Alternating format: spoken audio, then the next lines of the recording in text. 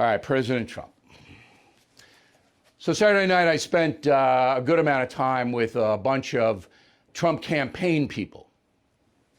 And I'm not going to name any names because it was a social occasion. I usually don't go to social occasions that involve politics.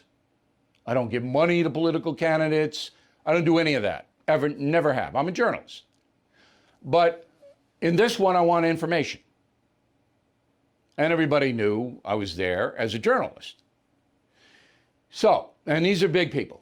These are the biggest. They're worried. They're not panicked. They see the 4 months between now and Election Day as a turnaround period. I didn't talk about Donald Trump specifically because I don't need to do that.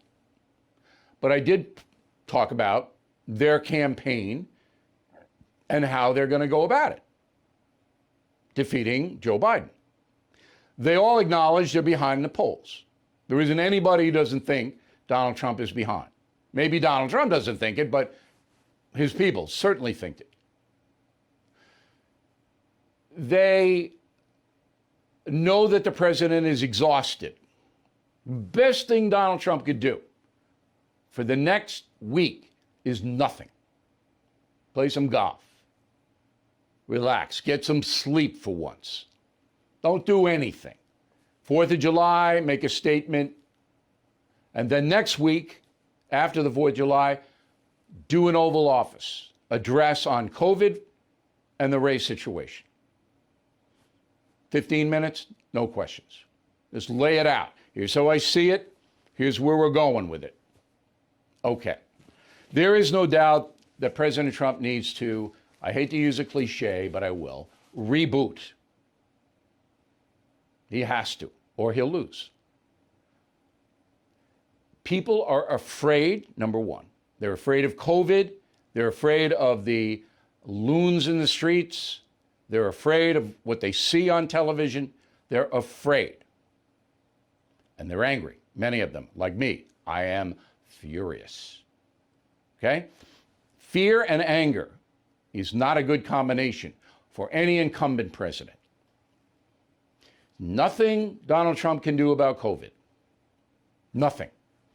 There's a bunch of lies that he could have done something with a magic wand back in January and February. That's a lie. No world leader stopped it. No world leader could stop it. He's got to level with the American people on the COVID. Protect yourself. Wear the mask. All right? When you're in places where there are other people you don't know. Protect yourself. Then on the assaults on our traditions, on our history, got to stand up. Now, he's already issued the executive order. We'll get into it. All right? 4 people have been arrested. But it's more than that. He's got to do what I just did. He's got to say, I've had it. Enough. While I'm here, all right, we're a noble nation, and I'm standing. I'm standing with this nation and its people. And these people who want to tear it down and destroy it, they're my enemy. Use the word. They're just as much of an enemy as Putin or the nut in North Korea. And again, if you want to help the country, if you want to improve things here, I'm with you. We went all over this. I'll give you money. I'll help your organization. You want to improve things? I'm with you.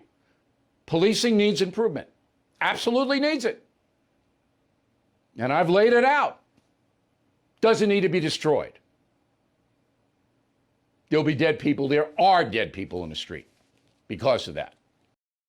Bill O'Reilly is back on TV and only on The First. No Spin News, every weeknight at 8 p.m. Eastern, only on The First.